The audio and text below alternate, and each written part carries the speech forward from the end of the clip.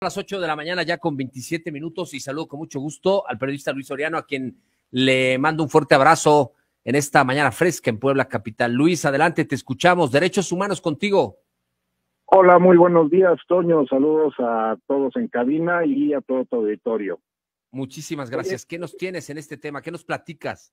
Pues fíjate que hoy es el Día Internacional de las Niñas, que es el día que estipuló la ONU para poder visibilizar los derechos y la dignidad de las niñas que han sido invisibilizadas durante toda la historia. Imagínate, Toño, que de por sí en todo el mundo, en México, en Latinoamérica, se invisibiliza a la mujer en general. Ahora imagínate a las niñas que no tienen cajas de resonancia, que no tienen forma de poderse expresar, que no hay medios en donde se puedan visibilizar, y entonces terminan siendo muy vulnerables, y por esta misma razón se determina que hoy sea el Día Internacional de la Niña. Es una situación bien delicada, no sé si sepas que los temas más delicados que motivan precisamente la violación a los derechos humanos de las niñas, a su dignidad, etcétera, radican en el machismo, en la discriminación y el adultocentrismo, que es un tema bien complejo. ¿Sí sabías esto, mi Toño? No, pero bueno, platícanos. Y mira, por ejemplo, vamos a empezar entendiendo qué es el adultocentrismo. Exacto. Que es un concepto que precisamente se utiliza a lo mejor mucho en el mundo de los derechos humanos que atienden el tema de las infancias. El tema de lo que es el adultocentrismo, por ejemplo, es el acto discriminatorio que considera a las personas, que las personas adultas mayores o adultos se consideran superiores a otras generaciones como son la niñez, la adolescencia y la juventud. Y esto hace que se pretenda o se busque no ser escuchadas las infancias. ¿Qué quiere decir? Vamos a poner un ejemplo. Hay dos congresos de sentimientos, de qué sientes siendo hombre y qué sientes siendo mujer. En el Congreso de qué sientes siendo hombre está el panel incorporado por puras mujeres, y el de las mujeres está incorporado por puros hombres. Eso es lo que pasa con el tema de los derechos de las niñas y de los niños y de los adolescentes, cuando se pretende tomar decisiones de lo que sienten y necesitan las niñas, los niños y los adolescentes. Y ahí es a donde pasan que las leyes que se aprueban, que los mecanismos que se realizan, que los sistemas, que las áreas administrativas que se construyen, pensando en los niños, es lo que el adulto piensa que el niño necesita, o cree que el adulto, o cree que el niño necesita. Ese es un tema bien delicado, y por eso mismo es que las instituciones que atienden el tema de las infancias no tiene realmente profundidad o alcance. No lo tiene, Toño, que imagínate que las estadísticas que maneja la Redín en el 2021, por ejemplo, y hablando en particular del caso de las niñas, es que de 12,918 personas entre 0 y 17 años que fueron atendidas en hospitales en México por violencia familiar, el 88% eran niñas y mujeres adolescentes, es decir, 11,409.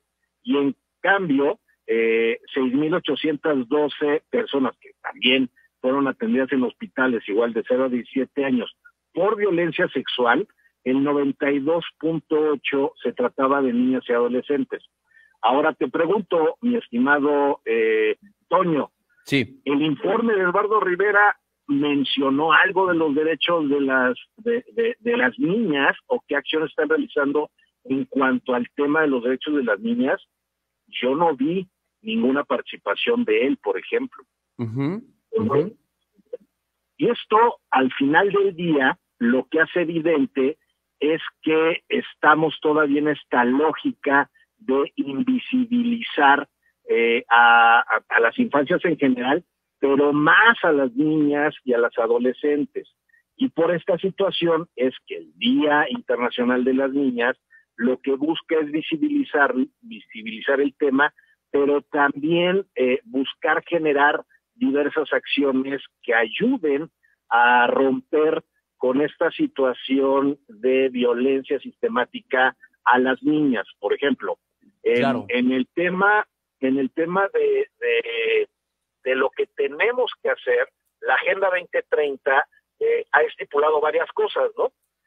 Intervenir en educación de calidad, formación, capacitación, promover la aceptación de que existe violencia física, mental o sexual y que no se debe de permitir bajo ningún concepto, generar mecanismos sociales para combatir los matrimonios infantiles, la mutilación genital, y así también el CIPINA realiza diversas acciones, las organizaciones de la sociedad civil también, pero al final del día todo esto se está construyendo poco a través de lo que las niñas necesitan y ellas mismas dicen, y mucho de lo que los adultos creen que las niñas necesitan. Correcto. Y ahí es a donde radica el tema complejo, Toño. Te pregunto, no observar este tipo de acciones en favor de las pequeñas en nuestro país, pues viene desde el gobierno federal, ¿no? Ni a las mujeres, bueno, a las mujeres les pone una barrera frente a Palacio Nacional.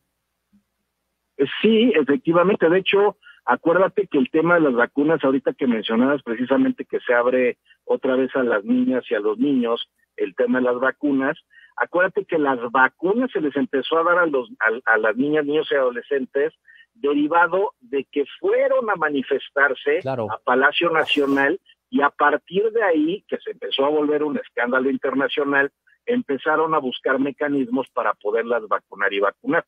Entonces, sí es un tema delicado, pero tampoco es de esta administración, Toño. O sea, históricamente no se le ha dado visibilidad, ni voz, ni ha habido gritos, ni se les ha escuchado los gritos de auxilio de las infancias y mucho menos de las niñas, porque estamos sistemáticamente estructurados bajo el concepto del adultocentrismo.